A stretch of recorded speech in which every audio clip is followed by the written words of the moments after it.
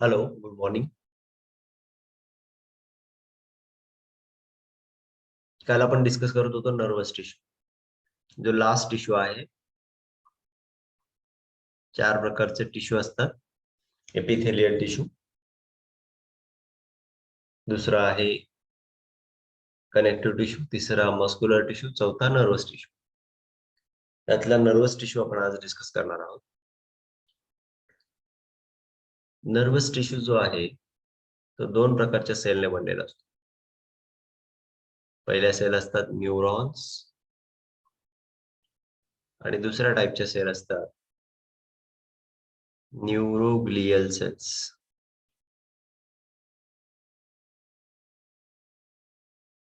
दोन प्रकारच्या cell, neurons आणि न्यूरोग्लियल सेल्स. न्यूरॉन्सला नर्व सेल्स असं सुद्धा म्हणतात.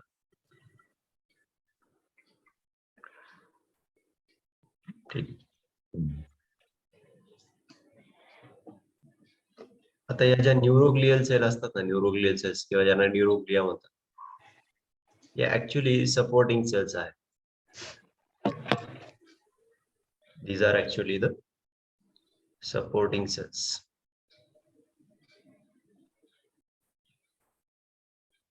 आणि सपोर्टिंग सेल्स असल्यामुळे या नॉन नर्वस आहे. ठीक आहे, म्हणजे कंडक्शनचं काम नाही करत. इम्पल्सला कंडक्ट करण्याचं काम किंवा स्टिम्युलसला कंडक्ट करण्याचं काम नाही करत न्यूरोग्लियल सेल्स. म्हणून त्यांना म्हटलं जातं नॉन नर्वस सेल्स किंवा सपोर्टिंग सेल्स. यातल्या ज्या न्यूरोग्लियल सेल्स आहेत यावाल्या, या नॉन नर्वस पण आहेत आणि यांच्यामध्ये रिजनरेशनची कॅपॅसिटी असते.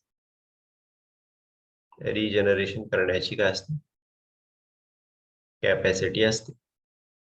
रिजनरेशन करण्याची कॅपॅसिटी म्हणजे डिवाइड होण्याची ॲबिलिटी या न्यूरोग्लियल सेल्स मध्ये आहे. पण ज्या न्यूरॉन असतात यांच्यामध्ये डिवाइड होण्याची कॅपॅसिटी नाही. Do not regenerate. का बरं रिजनरेट नाही होऊ शकत neuron? Because of the lack of centriole. कारण यांच्याकडे काय नाहीये, न्यूरॉनकडे सेंट्रिओल नाही. सेंट्रिओल नसल्यामुळे न्यूरॉन किंवा ज्या नर्व सेल असतात त्या रिजनरेट नाही करू शकत. त्यानंतर बघा, न्यूरॉन जे असते त्यांचं काम आहे to bring communication in the body. बरोबर, bring communication or to establish communication in the body.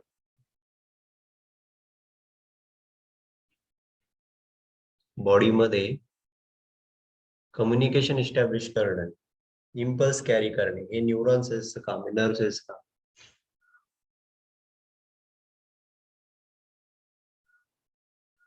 आणि नर्व जे असतात त्या एक्साइट होऊ शकतात. एक्साइट होऊ शकतात या प्रॉपर्टीला म्हणतो आपण एक्साइटेबिलिटी. या प्रॉपर्टीला म्हणतो आपण एक्साइटेबिलिटी. ठीक आहे. आणि न्यूरॉन जे असतात त्यांचं जर तुम्ही स्ट्रक्चर पाहिलं तर इथे मी जे एक स्ट्रक्चर ड्रॉ करतो, हे पहा, ही एक मल्टीपोलर न्यूरॉन आहे. जे स्ट्रक्चर मी ड्रॉ करतोय ही एक मल्टीपोलर न्यूरॉन आहे.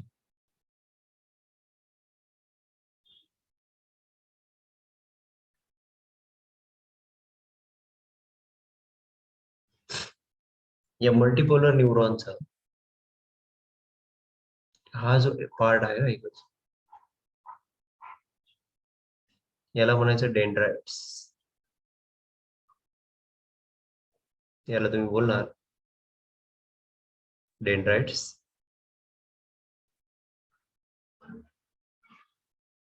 ठीक आहे.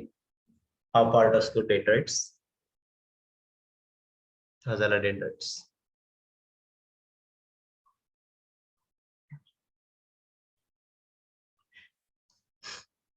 त्यानंतर यामध्ये तुम्हाला एक न्यूक्लियस दिसेल.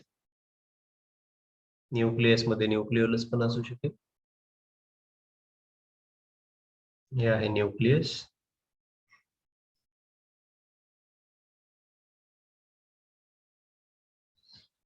आणि हा जो पार्ट आहे याला म्हणतो सायटॉन किंवा सेल बॉडी. या पार्टला म्हणतो तुम्ही सायटॉन किंवा याचं नाव आहे सेल बॉडी. ही सायटॉन किंवा सेल बॉडी जी आहे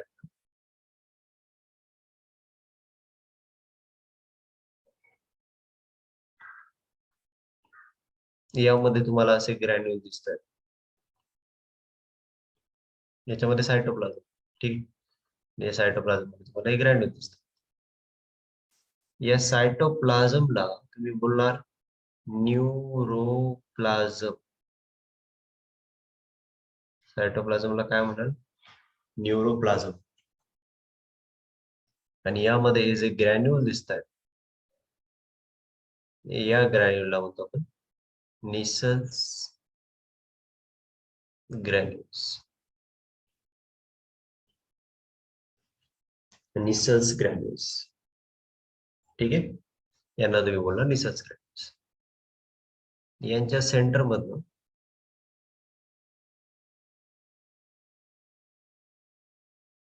तेव्हा एक्झॉन पास होत आहे. ही जी सेल आहे ना ही एक्झॉन, जी सेल आहे ही एक्झॉन पास होते. ऍक्च्युअल मध्ये आपण जे ड्रॉ केलं ते एक्झॉन, जे रेड मधनं जात आहे, रेड कलर जे आपण ड्रॉ केलं ते एक्झॉन. या एक्झॉन वर इथे या काही सेल्स आहेत याला होतो श्वान सेल्स.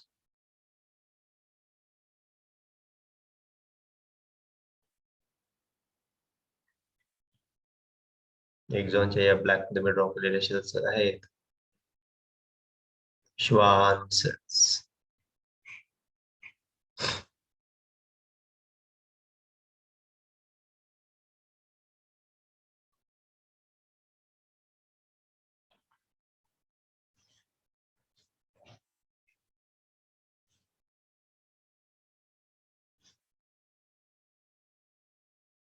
आणि यावर या श्वान सेलला एक फॅटी लेअर तयार करतो बघा.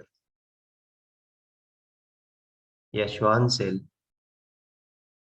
एक्झॉन वर एक फॅटी लेअर तयार करतो.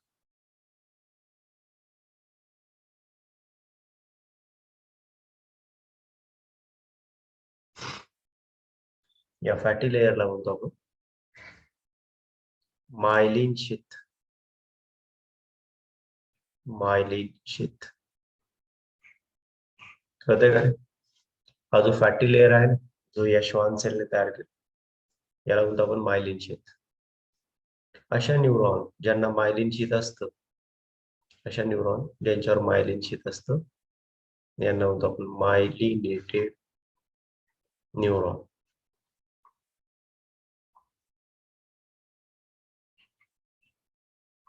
कशा न्यूरॉन ज्याच्यावर मायलिन शीथ असतं अशा न्यूरॉनला म्हणतो आपण मायलिनेटेड न्यूरॉन, ठीक आहे. आता या न्यूरॉनचा जो बल्ब आहे, एंड आहे ना, जिथे एक्झॉन एंड होतात बघा, एक्झॉन जिथे एंड होत आहेत तिथे खूप साऱ्या तुम्हाला असे नर्व दिसतात, एंड दिसतात. या एंडला म्हणतो आपण टेलोडेंड्रॉन.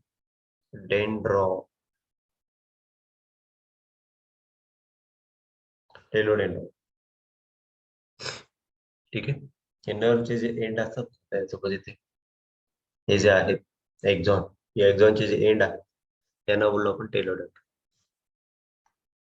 टेलोडेंड्रॉनच्या एंडला हा जो नॉब दिसतो, हा वाला दिसतोय का बल्ब सारखं स्ट्रक्चर, याला म्हणायचं सिनॅप्टिक नॉब. सिनॅप्टिक नॉब सगळे एरिया बघून घ्या. सिनॅप्टिक नॉब, ठीक. सर तो आता सिनेप्स करतो का? हॅलो, सर तो सिनॅप्स करतो का? Synaptic knob. हा, याच्या पुढे सिनॅप्स पाहू म्हणून मी सांगतो तुम्हाला सिनॅप्स काय असतं, याच्या पुढे पाहू synapse, ठीक आहे. याच्या पुढचा जो गॅप असतो ना, त्याच्या पुढे दुसरी न्यूरॉन असेल त्याला सिनॅप्स म्हणतो आपण, त्याबद्दल सांगतो. पण आता इथे बघ, या मुवमेंट मध्ये हे आहेत डेंड्राइट्स वरचे, ठीक आहे. हे सर्व डेंड्राइट, हे डेंड्राइट्स, हा डेंड्राइट्स आहे इथे सुद्धा, हा डेंड्राइट आहे, हा डेंड्राइट, हा डेंड्राइट आहे, हा डेंड्राइट. डेंड्राइट काय करतो, इम्पल्स ला रिसीव्ह करतो. सो डेंड्राइटचं काम काय, इम्पल्स ला रिसीव्ह कर, ठीक आहे. इम्पल्स ला रिसीव्ह केल्यानंतर हे डेंड्राइट जे असतात ना, ते इम्पल्स ला पास करतात. पुढे पास करतात सेल बॉडी किंवा सायटम, हा पार्ट सेल बॉडी किंवा सायटम. सेल बॉडी किंवा सायटम काय करेल, या इम्पल्सला इकडे पास करेल, कुठे, एक्झॉन. आता हा जो इम्पल्स आहे ना, हा इम्पल्स जर फास्ट पास व्हायचा असेल तर न्यूरॉन जे असतात त्या मायलिनेटेड असतात. कारण मायलिनेटेड न्यूरॉन जे असेल ना, ते इम्पल्सला खूप जोरात, खूप फास्ट पास करू शकतात, खूप फास्ट पास करू शकतात. का बरं, कारण इथे बघा, हे मायलिनचं कव्हर आहे, ते फॅटचं कव्हर आहे. इथे मध्ये बघा गॅप दिसतो, पुन्हा फॅटचं कव्हर आहे, मायलिन शीटचं कव्हर आहे, पुन्हा इथे गॅप दिसतो, पुन्हा मायलिन शीटचं कव्हर आहे, पुन्हा इथे गॅप दिसतो. जिथे जिथे गॅप आहे ना, त्या गॅपला म्हणतो आपण नोड ऑफ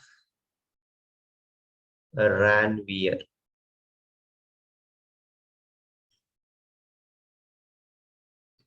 काय म्हणायचं तुम्ही, नोड ऑफ रॅनवियर, कळलं. आता काय असतं पहा, न्यूरॉन ही पूर्ण एक सेल, लॉंगेस्ट सेल असू शकते न्यूरॉन आपल्या बॉडीमध्ये, माहिती आहे तुम्हाला, आपण याबद्दल डिस्कशन पण केलेलं आहे सेल या लेसन मध्ये. न्यूरॉनची लेंथ जी असते ती लॉंगेस्ट असू शकते, ती काही मीटर्स मध्ये असू शकते, ठीक आहे. आता ही जी न्यूरॉन असेल ना, ही न्यूरॉन लॉंगेस्ट सेल जी आहे, यामध्ये डेंड्राइट जे असतील इम्पल्सला रिसीव्ह करतील. इम्पल्स म्हणजे टच असेल, पेन असेल, प्रेशर असेल, ठीक आहे. एखाद्या स्किनला आपण टच जरी केलेला असेल तर न्यूरॉन ते रिसीव्ह करते.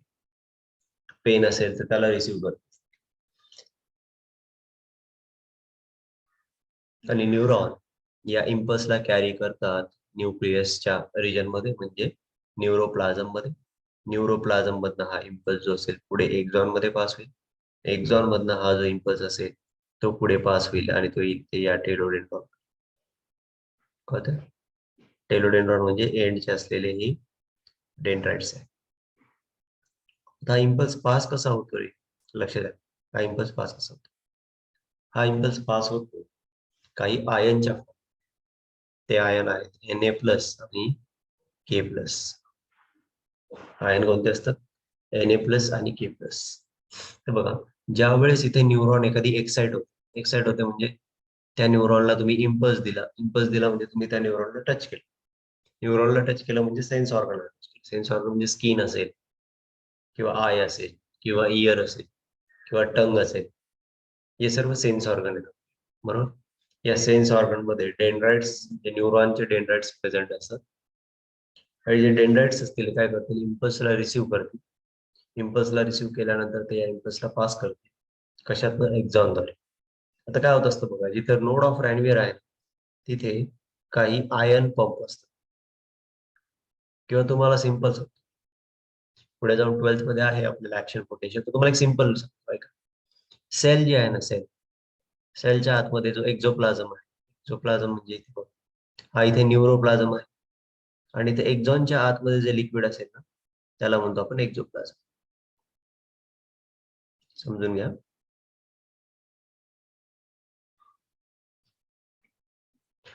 इथे न्यूक्लियसच्या आतमध्ये जो लिक्विड आहे त्याचं नाव काय, न्यूरोप्लाझम. आणि एक्झॉनच्या आतमध्ये जे लिक्विड आहे त्याचं नाव आहे एक्झोप्लाझम. म्हणजे न्यूरोप्लाझमच पुढे कंटिन्यू झालाय आणि काय झालंय, एक्झोप्लाझम बनलं, ठीक आहे. आता हे जे निसल्स ग्रॅन्युल आहेत याचं फंक्शन मी तुम्हाला काल सांगितलं होतं, कुठे असतात हे न्यूरोप्लाझम मध्ये प्रेझेंट असतात निसल्स ग्रॅन्युल्स, ठीक आहे. हे निसल्स ग्रॅन्युल्स म्हणजे रफ एंडोप्लाझमिक रेटिक्युलम असतात. काय असतात, rough endoplasmic reticulum. Nissl's granules are nothing but the rough endoplasmic reticulum. आणि हे यांचं फंक्शन काय, प्रोटीन सिंथेसिस करणे. ठीक आहे. सेल्स न्यूरॉनला ज्या प्रोटीन लागतात ते बनवणे, हे काम आहे कोणाचं, रिसर्च गॅटचं. पहा आता पहा, या डेंड्राइट जे असतील या इम्पल्स रिसीव्ह करतील. म्हणजे सपोज तुम्हाला चटका लागला किंवा एखादा मॉस्किटो बाईट केला किंवा त्या ठिकाणी ब्रेकिंग झालंय स्किनला, हे डेंड्राइट जे असतील त्या एक्साइट. काय असतं बघा, डेंड्राइट ज्यावेळेस रेस्ट स्टेज मध्ये असतं, इथे मी एका ठिकाणी लिहितो बघा, ज्यावेळेस न्यूरॉन रेस्टिंग स्टेज मध्ये असतात त्यावेळेस त्यांच्या सेल मधला म्हणजे एक्झोप्लाझम मधला चार्ज जो असतो तो असतो पॉझिटिव्ह. या केसमध्ये आपण घेऊ निगेटिव्ह ऐकू. ज्यावेळेस सेल कोणत्या स्टेजमध्ये आहे, रेस्टिंग स्टेजमध्ये. रेस्टिंग स्टेजमध्ये म्हणजे ज्यावेळेस तिला एक्सायटेशन मिळालेलं नाही, म्हणजे न्यूरॉन जवळ तुमच्या हाताला चटका लागलेला नाही, त्यावेळेस जी न्यूरॉन असेल ना ती न्यूरॉन रेस्टिंग स्टेजमध्ये असते. आणि ज्यावेळेस न्यूरॉन रेस्टिंग स्टेजमध्ये असते त्यावेळेस त्या न्यूरॉनच्या आतमध्ये येस सिनॅप्टिक नॉबलाच एक्झॉन टर्मिनल म्हणायचं. ठीक आहे. डेंड्राइट्सलाच तुम्ही काय म्हणता, टेरोडेंड्रॉन. एक्झॉन टर्मिनल म्हणजे टेरोडेंड्रॉन या गोष्टी, आणि त्यालाच तुम्ही सिनॅप्टिक नॉब पण म्हणू शकता. ठीक आहे. आता बघा इकडे लक्ष द्या, हा इम्पॉर्टंट पॉईंट.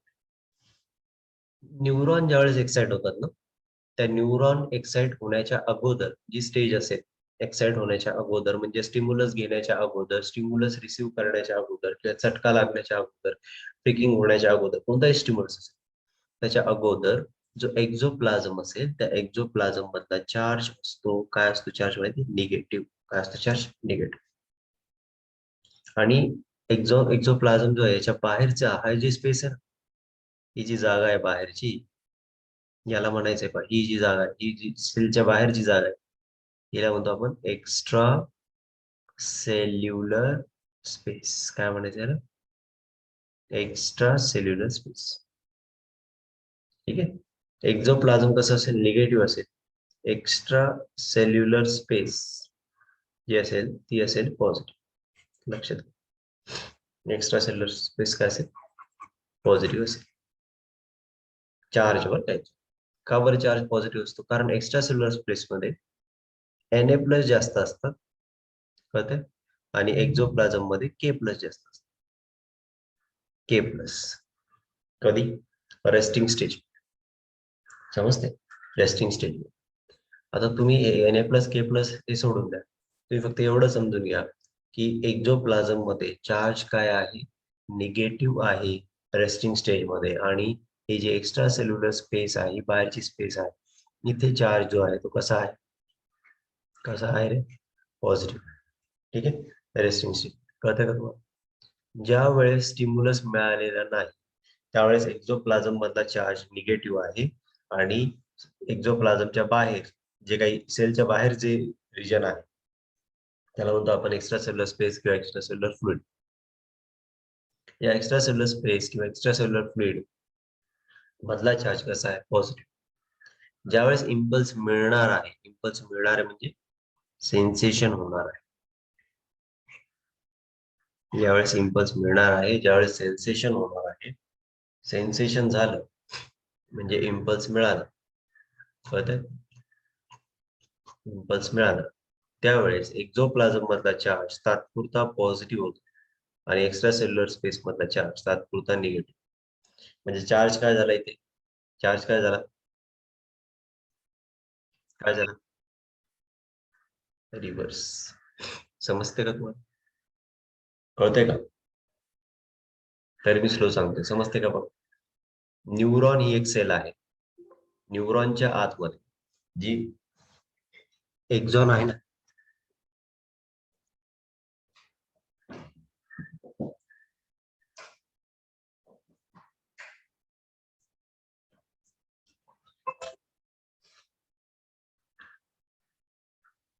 लक्ष द्या, न्यूरॉन ही एक सेल आहे, न्यूरॉनच्या आतमध्ये तर न्यूरॉनची जी मेम्ब्रेन आहे ना, हिला या मेम्ब्रेनला, या एक्झॉनची जी मेम्ब्रेन आहे या मेम्ब्रेनला तुम्ही म्हणू शकता न्यूरिलेमा. मेम्ब्रेनला काय म्हणू शकता तुम्ही, न्यूरिलेमा. ठीक, काय होतं, एक्सायटेशन होण्याच्या अगोदर मेम्ब्रेन ज्या स्टेज मध्ये असेल त्याला म्हणतो आपण रेस्टिंग स्टेज. रेस्टिंग स्टेज मध्ये एक्झोप्लाझम मध्ये चार्ज असतो निगेटिव्ह आणि एक्स्ट्रा सेल्युलर स्पेस म्हणजे याच्या बाहेर जी स्पेस असेल इथे चार्ज असतो पॉझिटिव्ह रेस्टिंग स्टेट. ठीक आहे. काय पॉझिटिव्ह असतो कारण Na+ आणि K+ यांचं कॉन्सन्ट्रेशन कमी जास्त असतं. तुम्ही असं इमॅजिन करा बाहेर Na+ चं कॉन्सन्ट्रेशन काय आहे जास्त आहे आणि आतमध्ये K+ चं कॉन्सन्ट्रेशन कमी. ठीक आहे. आत बाहेर सपोज 3 Na+ असतील तर आतमध्ये 2च K+ आहे. बाहेर जर 3 Na+ असतील आतमध्ये 2 K+ आहे. तर पॉझिटिव्ह चार्ज कुठे जास्त आहे बाहेर. म्हणून रेस्टिंग स्टेज मध्ये बाहेरचा चार्ज काय असेल रे काय असेल पॉझिटिव्ह आणि एक्झोप्लाझम मधला चार्ज काय असेल निगेटिव्ह. कळालं. ज्यावेळेस न्यूरॉनला एक्सायटेशन मिळतं त्यावेळेस इथे जिथे नोड ऑफ रॅनवियर आहे इथे काही आयन चॅनल असतात. आयन चॅनल म्हणजे जे काय करू शकतात Na+ ला आतमध्ये घेऊ शकतात. Na+ ला आतमध्ये घेऊ शकतात. मग Na+ ला जर यांनी आतमध्ये घेऊन टाकलं तर आतला चार्ज काय होईल बोला ना. आतमध्ये K+ पण आहे आणि आतमध्ये आता Na+ पण आले बाहेरचे. जर एक्सायटेशन झालं तर बाहेरचे Na+ जे असते ते आतमध्ये येतील. ते आतमध्ये आले की चार्ज काय होईल पॉझिटिव्ह आणि बाहेरचा चार्ज काय होईल बाहेरचा चार्ज होईल निगेटिव्ह. R you getting. समजतंय का. Yes. म्हणजे टेम्पररी थोड्या वेळासाठी हा जो चार्ज आहे ना बाहेरचा हा बाहेरचा चार्ज झाला काय निगेटिव्ह. आतला चार्ज काय झाला पॉझिटिव्ह. रेस्टिंग स्टेज मध्ये काय असतं आतमध्ये निगेटिव्ह बाहेर असतो पॉझिटिव्ह. पण ज्यावेळेस इम्पल्स मिळाल्यानंतर थोड्या वेळासाठी बाहेरचा Na+ आतमध्ये गेले त्यामुळे आतला चार्ज जो असेल तो झाला पॉझिटिव्ह आणि बाहेरचा Na+ आतमध्ये गेल्यामुळे बाहेरचा चार्ज झाला निगेटिव्ह. म्हणजे चार्ज थोड्या वेळासाठी रिव्हर्स होतो आणि यालाच म्हणतात ऍक्शन पोटेन्शियल. जागृती समजते. यालाच काय म्हणतो ऍक्शन पोटेन्शियल. सर यशोदा बोला. सर पण ते दोघे तर पॉझिटिव्ह आहे ना मग निगेटिव्ह कसं काय होणार आहे इकडे एका ectoplasm एका मध्ये? ठिकाणी जास्त सपोज होतं इथे आतमध्ये 2 असतील आणि बाहेर 3 असतील. हे बघ मेम्ब्रेन आहे ठीक आहे. या आतमध्ये जर 2 आहेत पॉझिटिव्ह K+ आणि बाहेर 3 Na+ आहेत कुठे पॉझिटिव्ह झाला चार्ज सांग बरं जास्त. इथे पॉझिटिव्ह झाला इथे लेस पॉझिटिव्ह झाला बरोबर का नाही. हो सर.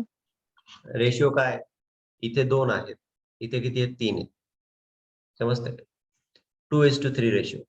म्हणजे जिथे कमी आहे ना जिथे लेस पॉझिटिव्ह आहे त्याला तुम्ही म्हटलं निगेटिव्ह. समजलं का. आणि जो मोर हो पॉझिटिव्ह आहे सर कळलं. जो मोर पॉझिटिव्ह त्याला तुम्ही म्हटलं पॉझिटिव्ह. व्हॉट दिस. हो सर कळालं. ओके. आता हे सगळं स्क्रीनशॉट करून घ्या.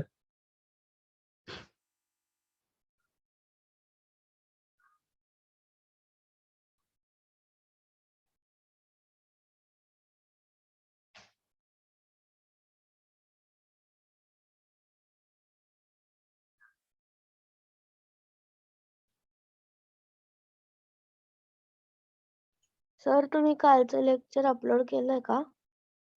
कालचं लेक्चर टाकलंय रे पण ते हे होत झालंय काय माहिती का ते गेले प्रायव्हेट मध्ये. तर ते प्रायव्हेट ते पब्लिक होत नाहीये. थोडा वेळ मला ते हे करावं लागेल अपडेट करावं लागेल. त्या युट्यूबला अपडेट करावं लागेल तर होईल. ते करतो मी ते आज. प्रायव्हेट मध्ये ठीक आहे सर. झालंय ते पब्लिक करावं लागेल ते होत नाहीये त्याचं.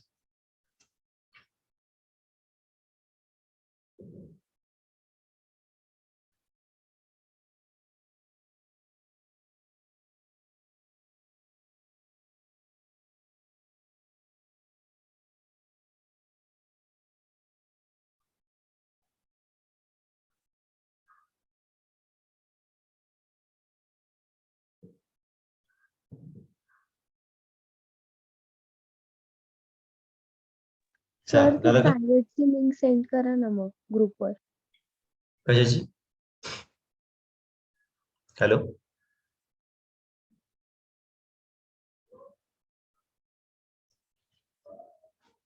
चलो 1 मिनिट लक्ष द्या.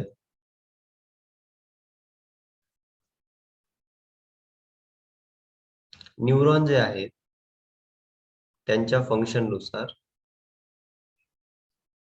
न्यूरॉनच्या फंक्शन नुसार त्यांचे टाईप बघा काय टाइप्स काय ते. पहिल्या टाईपचे न्यूरॉन आहेत ऍफरंट न्यूरॉन, दुसरे टाईप आहेत इफरंट न्यूरॉन आणि तिसरा टाईप आहे इंटर न्यूरॉन.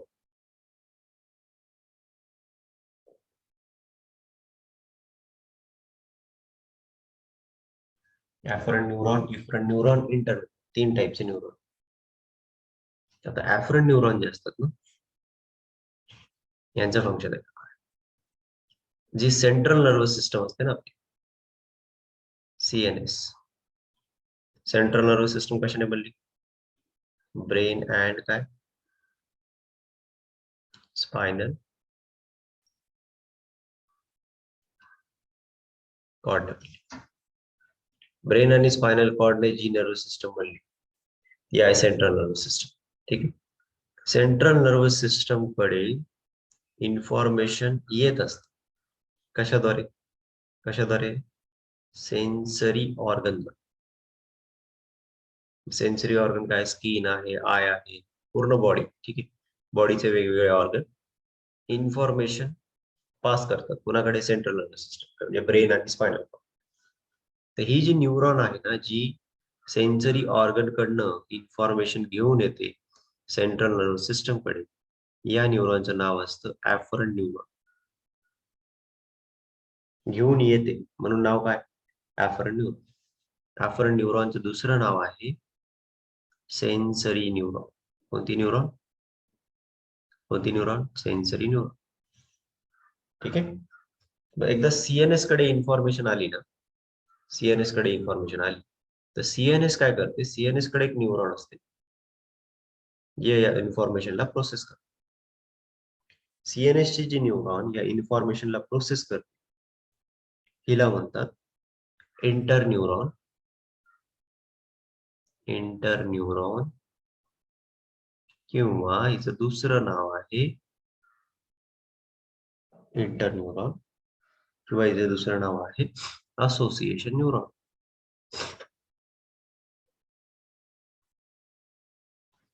कारण सेन्सरी न्यूरॉन काय करते? इन्फॉर्मेशनला सेंट्रल नर्वस सिस्टम कडे पाठवते. सेंट्रल नर्वस सिस्टम काय करते? या इन्फॉर्मेशनला प्रोसेस करते. प्रोसेस करणारी जी न्यूरॉन आहे तिचं नाव आहे इंटर न्यूरॉन किंवा तिचं दुसरं नाव काय? असोसिएशन. ऍफरंट न्यूरॉन इन्फॉर्मेशन घेऊन येते म्हणून तिला सेन्सरी पण म्हणतात. म्हणजे सेन्स ऑर्गन कडनं ते सेंट्रल नर्वस सिस्टम कडे इन्फॉर्मेशन घेऊन येते म्हणून तिला सेन्सरी म्हणतात. इंटर न्यूरॉन या इन्फॉर्मेशनला प्रोसेस करेल म्हणजे सेंट्रल नर्वस सिस्टम प्रोसेस करेल. फॉर एक्झाम्पल आपल्याला चटका लागला तर ती जी इन्फॉर्मेशन असेल ती इन्फॉर्मेशन स्किनद्वारे कोणाकडे जाईल? सेंट्रल नर्वस सिस्टमच्या स्पायनल कॉर्ड कडे जाईल. स्पायनल कॉर्ड कडे कोणत्या न्यूरॉन असतील? इंटर न्यूरॉन असतील. इंटर न्यूरॉन या इन्फॉर्मेशनला प्रोसेस करतील की सेन्स ऑर्गन कोणता आहे, काय झालंय हे सर्व प्रोसेस करते. त्यानुसार काय करायला पाहिजे ते डिसाइड. समजते का? म्हणजे चटका लागला तर आपण हात मागे घेणार. हात मागे घेण्याचा जो सिग्नल असेल त्या या इंटर न्यूरॉन जनरेट करतील आणि हा जनरेट केलेला सिग्नल जो असेल तो पास करतील त्या पुढच्या न्यूरॉन. पुढची जी न्यूरॉन असेल ती न्यूरॉन असेल ती पुढची न्यूरॉन असेल इफरंट न्यूरॉन. लक्षात घ्या कोणती असेल? इफरंट. कळालं? इफरंट न्यूरॉन जी असते ती इन्फॉर्मेशन सेंट्रल नर्वस सिस्टमच्या असोसिएशन न्यूरॉन कडनं घेऊन जाते कोणाकडे? सेन्स ऑर्गन कडे किंवा ज्यावर इफेक्ट दाखवायचा त्याला म्हणतो आपण इफेक्टर ऑर्गन. सेन्स ऑर्गन कडे किंवा काय इफेक्टर ऑर्गन कडे ही इन्फॉर्मेशन घेऊन जाते.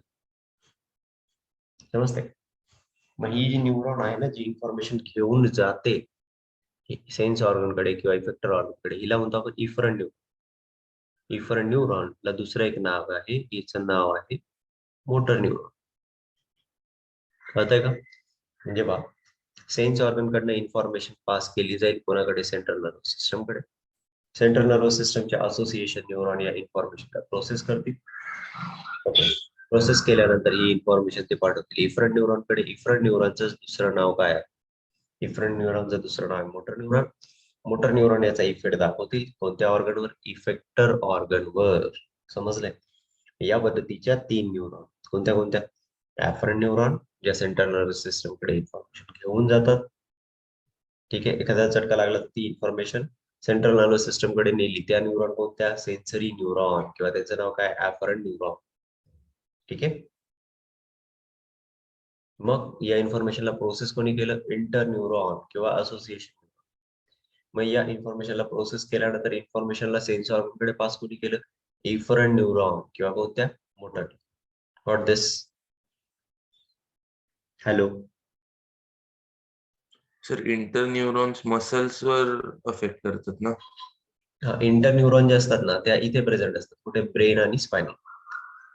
त्या मसल्स वरच अफेक्ट करतील असं. त्या पूर्ण बॉडी जेवढ्या काही मोटर न्यूरॉन आहे त्यांना सिग्नल पास करण्याचं काम करतात. Inter neuron is in between. Inter म्हणजे बघा, इंटर म्हणजे इन बिटवीन. कोणाच्या? ऍफरंट न्यूरॉन आणि इफरंट न्यूरॉन म्हणजे सेन्सरी न्यूरॉन आणि मोटर न्यूरॉन यांच्यामध्ये ज्या न्यूरॉन आहेत त्यांचं नाव काय? इंटर किंवा असोसिएशन. या दोघांमध्ये ज्याने ऍफरंट न्यूरॉनने जी इन्फॉर्मेशन आणलेली ना या इन्फॉर्मेशनला प्रोसेस करतात म्हणून नाव काय त्यांचं? असोसिएशन. कोणाच्या मध्ये असोसिएशन त्यांचं? सेन्सरी आणि मोटर. सेन्सरीचं काम सेन्स ऑर्गन कडनं सेंट्रल नर्वस सिस्टम कडे इन्फॉर्मेशन घेऊन येणे. मोटरचं काम आहे जी सेंट्रल नर्वस सिस्टम आहे त्याने प्रोसेस केलेली इन्फॉर्मेशन सेन्स ऑर्गन कडे किंवा इफेक्टर ऑर्गन कडे. इफेक्टर ऑर्गन म्हणजे ज्याच्यावर त्याला इफेक्ट दाखवायचा. फॉर एक्झाम्पल चटका लागला तर आपला हात मागे जातो, तो पूर्ण हात झाला, तो इफेक्टर ऑर्गन झाला. कळतंय? या इफेक्टर ऑर्गनकडे इन्फॉर्मेशन घेऊन जाण्याचं काम कोणाचं? इफरंट न्यूरॉन किंवा मोटर. पण सर ते मसल्सच असतात ना इफेक्टर हा, ऑर्गन? इफेक्टर ऑर्गन मसल असतील ना. इफेक्टर ऑर्गन मसल असतील पण दरवेळेस म्हणजे त्या एक तर स्मूथ मसल असतील किंवा ते स्केलेटल मसल असतील. असं स्मूथ मसल असतील तर ते कुठे असतील? Smooth muscles will be in the GI tract किंवा जे विसेरा आहेत तिथे असतील. समजतंय का? येस. किंवा त्या स्केलेटल मसल असू शकतात. ओके. Yes sir. येस. मग आता तर इफरंट म्हणजे काय? हा बोल ना काय? इफरंट म्हणजे काय? ऍफरंट म्हणजे काय? ज्या इन्फॉर्मेशन घेऊन येतात कोणाकडे? सेन्सरी ऑर्गन कडनं सेंट्रल नर्वस सिस्टम कडे इन्फॉर्मेशन ज्या घेऊन येतात त्यांचं नाव ऍफरंट. ऍफरंटचं दुसरं नाव काय? Sensory neuron. या एक प्रकारच्या न्यूरॉन आहे. हे न्यूरॉनचे टाईप आहेत. लिहिलंय चुकून? या न्यूरॉनचे टाईप आहेत. ऍफरंट न्यूरॉन काय करतात? सेन्सरी ऑर्गन कडनं म्हणजे सेन्स ऑर्गन कडनं म्हणजे ते स्किन असेल किंवा आय असेल, इयर असेल, जेवढे सेन्स ऑर्गन आहेत त्यांच्याकडनं इन्फॉर्मेशन सेंट्रल नर्वस सिस्टम कडे घेऊन जातात. ठीक आहे, या ऍफरंट झाल्या. मग त्याला प्रोसेस करणाऱ्या कोणत्या? Inter neuron. मग एकदा इंटर न्यूरॉनने इन्फॉर्मेशन प्रोसेस केली की त्या इन्फॉर्मेशनला घेऊन जाणाऱ्या कोणाकडे? जो इफेक्टर ऑर्गन आहे, जिथे चटका लागलाय, हाताला चटका लागलाय, तो हात मागे जातो. मग त्या ब्रेन कडनं किंवा त्या स्पायनल कॉर्ड कडनं ज्या इन्फॉर्मेशन सेन्स ऑर्गन कडे घेऊन गेल्या त्या कोणत्या?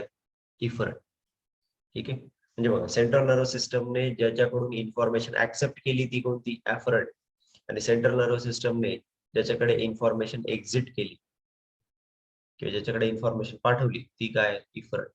इफरंटलाच म्हणतो आपण मोटर. कळालं का? सेंट्रल नर्वस हो सिस्टमने सर. ज्याच्याकडनं इन्फॉर्मेशन घेतली तो सेन्सरी ऑर्गन, बरोबर. इकडनं इन्फॉर्मेशन ऍक्सेप्ट केली म्हणून त्याचं नाव ऍफरंट आहे. सेंट्रल नर्वस सिस्टम ऍफरंट द्वारे इन्फॉर्मेशन घेतो, इफरंट द्वारे इन्फॉर्मेशन देतो. इफरंटलाच काय नाव दिलंय? मोटर. आणि ऍफरंटलाच नाव काय दिलंय? सेन्सरी.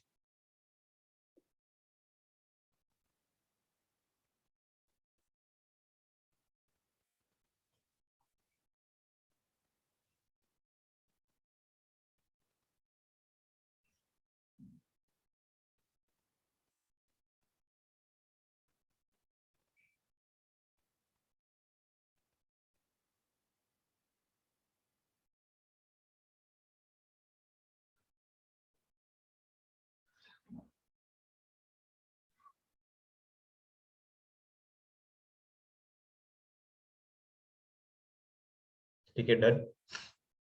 आता इकडे बघा,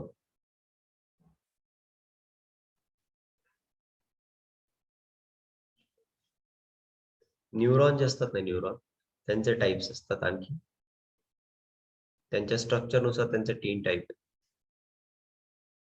एक असतात मल्टीपोलर न्यूरॉन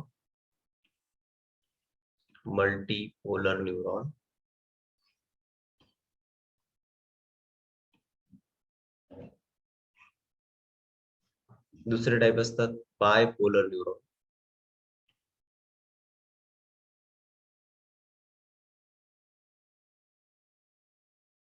तिसरा टाइप आहे युनिपोलर न्यूरॉन. जे न्यूरॉनचे पण टाइप असतात मल्टीपोलर, बायपोलर आणि युनिपोलर. मल्टीपोलर न्यूरॉन जे असतात त्यांचं स्ट्रक्चर आपण ऑलरेडी डिस्कस केलंय. त्यांना खूप सारे डेंड्राइट्स असतात त्यांना खूप सारे डेंड्राइट्स असतात आणि एक काय असेल त्यांना एक्झॉन असेल आणि त्या एक्झॉनला एक डेंड्राइट असेल. एक डेंड्राइट म्हणजे टेलोडेंड्रॉन असते. हा पार्ट काय असतो टेलोडेंड्रॉन. बाकीचे सर्व आपण डिस्कस केले. ठीक आहे. इथे काय असते डेंड्राइट्स. हे काय डेंड्राइट्स आणि हा काय न्यूक्लियस.